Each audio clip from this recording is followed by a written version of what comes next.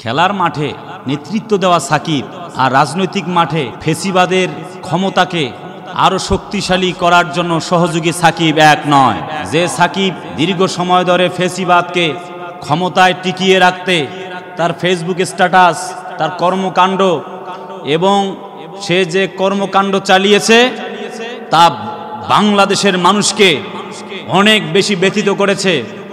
এমন ফেসিবাদের দোসরদেরকে বাংলার মানুষ আর দেখতে চায় না। আমি ক্রিকেট বোর্ড টিমকে বলবো, স্বৈরাচারের দোসর যখন ছাত্র জনতার লাশ পড়ছিল, রক্তে রঞ্জিত আমার এই বাংলার মাটি, ঠিক তখন পর্যন্ত ছাত্র জনতার পক্ষে একটা পোস্ট না দিয়ে বরং ফেসিবাদকে আরো তাদের ক্ষমতাকে দীর্ঘস্থায়ী করার জন্যে একাধিক পোস্ট এবং তার পক্ষপাতিত্ব করেছে। সে স্বৈরাচারের দোসরকে আর বাংলার মাটিতে খেলতে দেওয়া হবে না, হবে না, হবে না। আল্লাহ তাআলা বলেন, ইন্নামাস সাবিলু আলাল্লাযীনা ইয়াযলিমুনান নাসা বিগাইরিল হক। আল্লাহ তাআলা বলেন, যারা জালেম, যারা অন্যায়ভাবে মানুষদেরকে জুলুম করে, নিপীড়ন চালায়, নির্যাতন চালায়, তাদেরকে আল্লাহ রব্বুল আলামিন জালেম বলেছেন।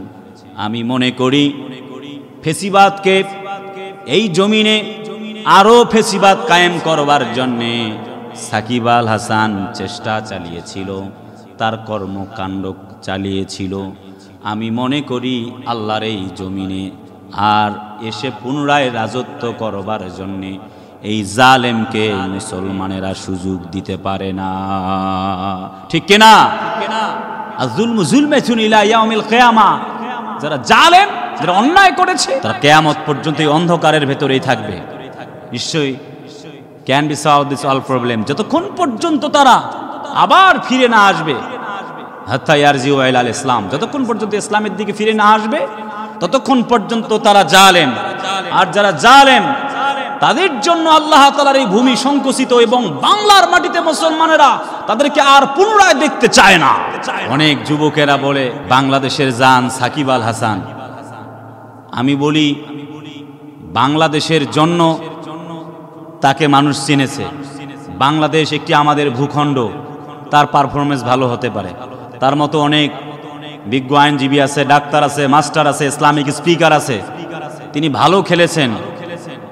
এই জন্য তার কারণে গোটা পৃথিবী বাংলাদেশকে চিনেছে এমনটা নয়, বরং মুসলমানদের ভাষায় বলি, যারা জালেম তারা হচ্ছে ইসলামের শত্রু, মুসলমানদের শত্রু, তারা হচ্ছে আপামর জনতার শত্রু।